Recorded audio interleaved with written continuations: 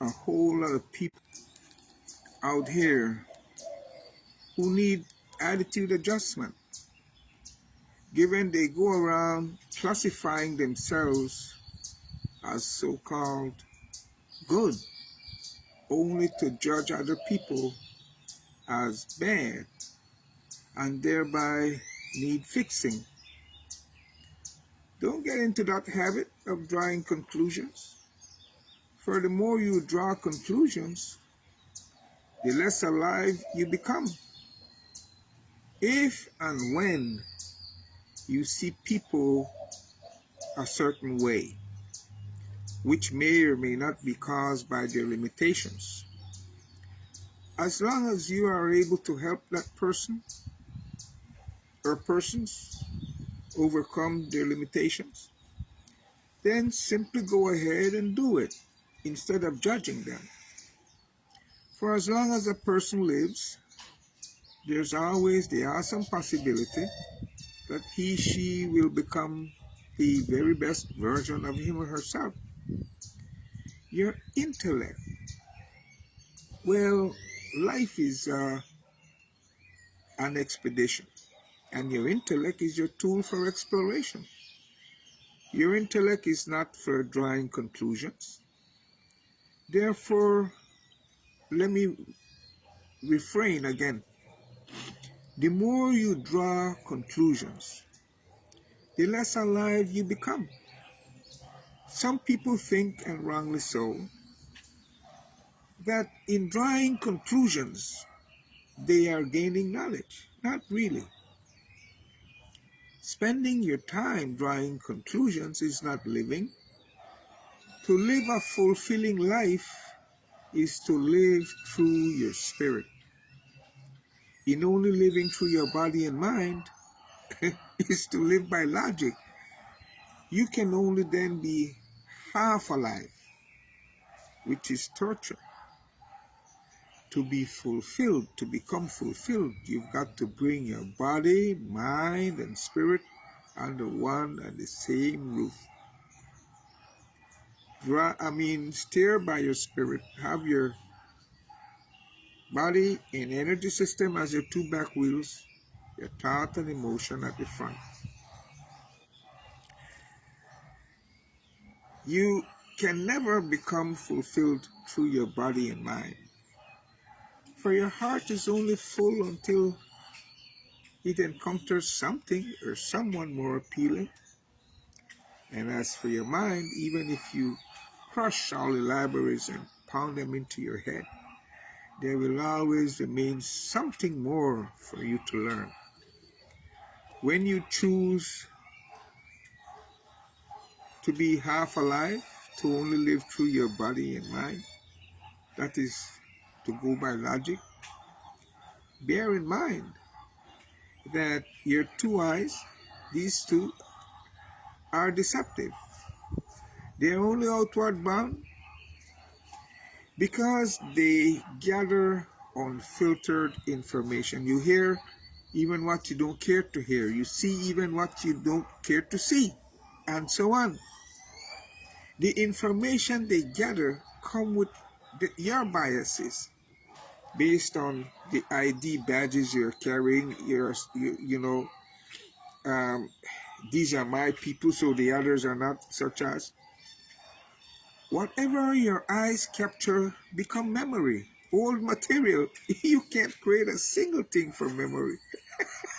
To create, you have to freeze, stop, have your mind act on its own, and actually think. Thinking is an activity. The intellect, like I said, is for dissecting. That's why you want it sharp like a scalpel or knife. However, it is limited to that. It's only a tool for dissecting. You cannot use your intellect to stitch. That's not what it's for. So in the laboratory, you dissect the frog, but then you no longer have it. And you then have acquired knowledge of its material aspects only, but you no longer have the frog. So you can't have a relationship with it. You can't know the frog experientially. The other way of knowing, other than logic, is to know by garnering experience. Experience by having a relationship. Life is an expedition. Your intellect is your tool for exploration.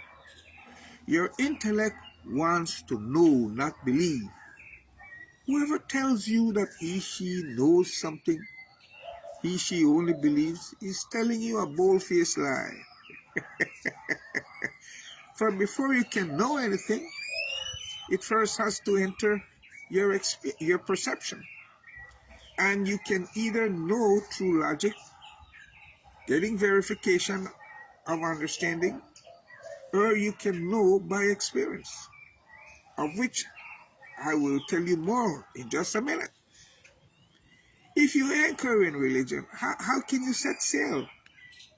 Unless you set sail, how can you explore and know life, know God, and the nature of your very own existence? How you think, how you feel, and how you experience things. Like you are seeing me right now, within yourself, through your retina.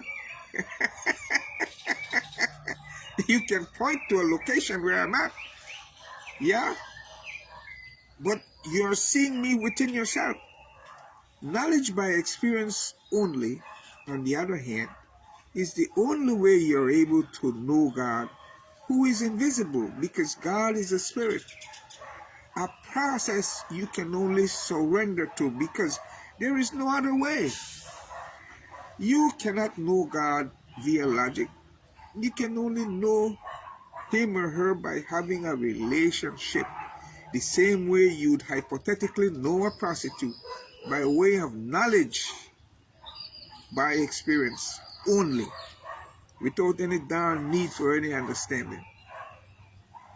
This knowledge by experience only is perfectly legal as well as spiritual knowledge.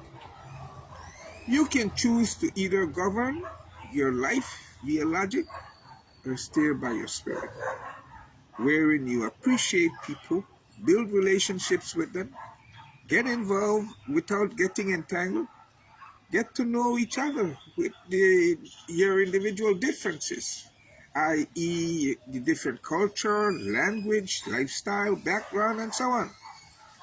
Never look down on other people. For as long as a person lives, there's the awesome possibility that she will become the very best version of him or herself. Don't make a habit of going around trying to fix people. Generally, people are the way they are. For freedom is a two-way street. Freedom of choice. So don't think you are being betrayed when somebody chooses not to do things your way. Don't be a dictator. Don't try to control other people. Huh? Freedom is a two-way street. Freedom of choice. You are doing you the way you want to be, and they are doing themselves the way they want to be. Logic only works with things of a physical nature. It is not for building relationships. You should not go around drawing conclusions about people, making judgments. If you see someone who needs help, give it. And give it without conditions. Otherwise, you're holding people to ransom. Let it be so. Ito latia. Yeah. Yeah, sister, yeah. Ayo.